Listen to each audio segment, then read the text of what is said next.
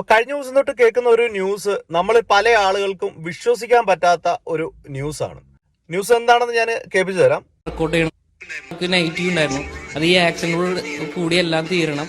അപ്പൊ നമുക്ക് അതനുസരിച്ച് വർക്കൗട്ട് ചെയ്യണം എന്ന് പറഞ്ഞു. അങ്ങനെയാണ് അവിടെ പോകുന്നതും. അവിടെ പോയി കാറിൽ നിന്ന് ഇറങ്ങി വരുന്നു. ഞാനുണ്ട് കൂടെ. ആ വീൽ ചെയറിൽ എന്റെ ആവശ്യമില്ല, ആ പിടിച്ച് പോണേ. അത് ഞാൻ മീഡിയനെ വിളിച്ച് പറഞ്ഞിട്ടാണ് മീഡിയ വരുന്നത്. അഭിനയായിരുന്നു, അത്രയ്ക്കും അത് ചെയ്തിട്ടുണ്ട്. എന്ന് വെച്ച് കഴിഞ്ഞാൽ അത് ഞാൻ ഇതായിട്ട് പറയുന്നില്ല. എനിക്ക് അതായത് ഞാനത് മൂടി വെച്ചിട്ട് കാര്യമില്ല. അയാളുടെ സ്വഭാവം എല്ലാവരും അറിയണം. ഞാൻ ആളുടെ കൂടെ അത്രയ്ക്കും ഞാൻ നിന്നിട്ടുണ്ട്. അതായത് കാറിൽ നിന്ന് ഇറങ്ങുന്നതൊക്കെ, അതായത് ഈ ക്യാമറ ടീമിനടക്കം ഞാൻ അറേഞ്ച് ചെയ്ത ഇപ്പോ ഈ പറയുന്ന വ്യക്തിയുടെ പേര് ജിനീഷ് എന്നാണ്. ഇദ്ദേഹം ഒരു ഫ്രീലാൻസ് ഫോട്ടോഗ്രാഫറാണ്. നമ്മളെല്ലാം ഒരുപാട് അറിയുന്ന ബിനു അടിമാലി എന്ന് പറയുന്ന ഒരാളുടെ കൂട്ടത്തില് ഒരു അനിയനെ പോലെ കുറെ നാളുകളായിട്ട് നടന്നിരുന്ന ഒരു വ്യക്തിയാണ് ഈ ജിനീഷ് എന്ന് പറയുന്നത്. ഇപ്പൊ ഈ ജിനീഷ് ഇതിനെക്കുറിച്ചെല്ലാം വെളിയിൽ പറയാനുള്ളൊരു കാരണം, ബിനു അടിമാലി ഇദ്ദേഹത്തിന്റെ ഏകദേശം 8 ലക്ഷം രൂപയോളം വില വരുന്ന ഒരു ക്യാമറയടക്കം തല്ലിപ്പൊളിക്കുകയും ഇദ്ദേഹത്തെ ഒരുപാട് ഉപദ്രവിക്കുകയും ഇദ്ദേഹത്തിനെതിരെ കേസ് കൊടുക്കുകയൊക്കെ ചെയ്തിരിക്കുകയാണ്. കാരണം കേൾക്കുമ്പോൾ സത്യം പറഞ്ഞാല് ചിരി വരും. ഒരു സിമ്പിൾ ഒരു കാര്യം, അതായത് എന്താ പറയുക, ഒരു സോഷ്യൽ മീഡിയ പ്ലാറ്റ്ഫോമിന്റെ പാസ്വേഡ് അത് മാറ്റാനോ അത് തന്നെ എന്താണെന്നോ അറിയാത്ത ഒരു മനുഷ്യനാണ് ഈ ബിനു അടിമാലി എന്നുള്ളതാണ് ഇതിനകത്തുള്ളൊരു സത്യം. കഴിഞ്ഞ വർഷം നമ്മൾ ഒരുപാട് വേദനിച്ച, എന്ന് വെച്ചാൽ നമുക്ക് എല്ലാവർക്കും വിഷമം തോന്നിയ ഒരു സംഭവമായിരുന്നു കൊല്ലം സുധി എന്ന് പറയുന്ന കലാകാരന്റെ മരണം. അത് ഒരുപാട് ആളുകൾക്ക് വിഷമം ഉണ്ടാക്കിയ ഒരു കാര്യമാണ്.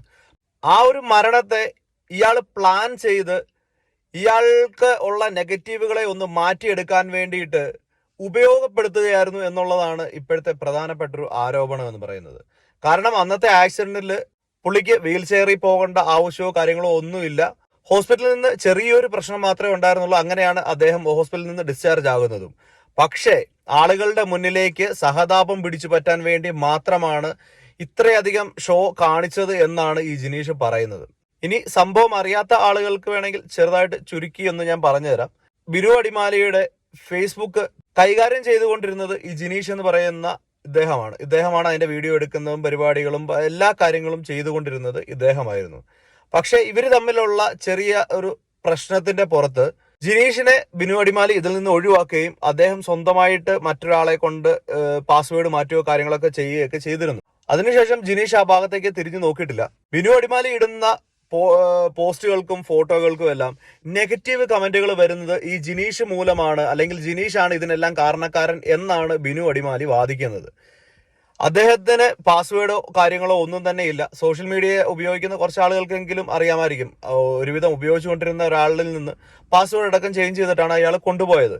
പിന്നെ ഒരു പോസ്റ്റ് ഇടുമ്പോഴത്തേന് അതിന്റെ താഴെ ഇടുന്നതിൽ 60% നെഗറ്റീവ് കമന്റ് വരികയാണെന്നുണ്ടെങ്കിൽ ഒരു ഫോട്ടോഗ്രാഫറായ ഒരു മനുഷ്യനെ കൊണ്ട് എത്രത്തോളം ആളുകളെ സ്വാധീനിച്ച് അത്രയും നെഗറ്റീവ് കമന്റുകൾ ഇടാൻ പറ്റുമെന്ന് ഒക്കെ തലയ്ക്കകത്ത് ഇച്ചിരി ആൾതാമസം ഉള്ളവർക്ക് മനസ്സിലാകും.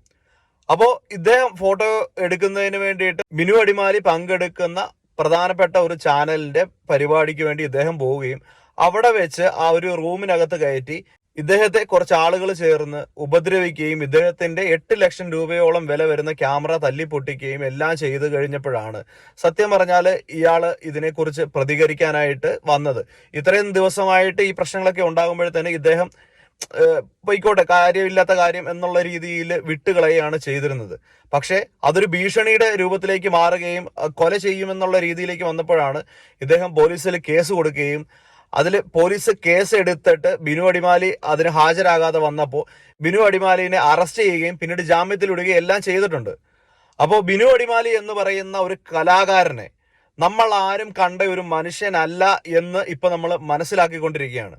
ഒരുപാട് കഷ്ടപ്പാടുകൾ അനുഭവിച്ച് ബുദ്ധിമുട്ടുകൾ അനുഭവിച്ച് ഇത്രയും നല്ലൊരു നിലയിലേക്ക് എത്തിക്കഴിഞ്ഞപ്പോൾ അദ്ദേഹത്തിന്റെ സ്വഭാവത്തിൽ ഉണ്ടായ മാറ്റങ്ങളാണോ അതോ അദ്ദേഹം പണ്ട് തൊട്ട് ഇങ്ങനെയാണോ എന്നൊന്നും നമുക്കറിയില്ല. എന്തായാലും ഇങ്ങനെ ഒരു സംഭവം നിങ്ങൾ ചെയ്തിട്ടുണ്ടെങ്കിൽ അതൊരു ചെറ്റത്തരം എന്നൊന്നും പറഞ്ഞാൽ പോരാ, നല്ല തല്ല് കിട്ടാത്തതിന്റെ പ്രശ്നം തന്നെയാണ്. കാരണം സാധാരണക്കാരായ ഒരു മനുഷ്യനെ അങ്ങ് ഭീഷണിപ്പെടുത്തി അദ്ദേഹം ഒന്നുമല്ല എന്നുള്ള രീതിയിലാക്കി കളയാനായിട്ട് നിങ്ങൾ ശ്രമിച്ച ഒരു പരിപാടി ഉണ്ടല്ലോ. എന്തായാലും നമ്മുടെ നിയമവും നിയമവ്യവസ്ഥകളും താങ്കൾക്കൊപ്പം നിൽക്കുമെന്നുള്ളൊരു വിശ്വാസം ഉണ്ടെന്നുണ്ടെങ്കിൽ, തെളിവുകൾ ഉണ്ടെന്നുണ്ടെങ്കിൽ ഒരിക്കലും തങ്ങളുടെ ഒപ്പം ഒരു നിയമവും ഉണ്ടാവത്തില്ല. അത് എത്രത്തോളം പണം ഉണ്ടെങ്കിലും. ഇദ്ദേഹത്തിന്റെ അടുത്ത്, ജിനീഷിന്റെ അടുത്ത് അവിടെ തല്ലിയ ആ റൂമിന്റെ അവിടുത്തെ വീഡിയോയും എല്ലാം അടക്കമായിട്ടാണ് പുള്ളി ഈ കാര്യങ്ങളെല്ലാം പുറത്തു വിട്ടിരിക്കുന്നത്. എന്തായാലും ഉപ്പ് തിന്നവൻ വെള്ളം കുടിക്കും. ബിനു അടിമാലി, നിങ്ങൾ ഇതിൽ ചെയ്ത കുറ്റങ്ങൾക്കെല്ലാം ഉള്ളത് നിങ്ങൾ അനുഭവിക്കുക തന്നെ ചെയ്യും.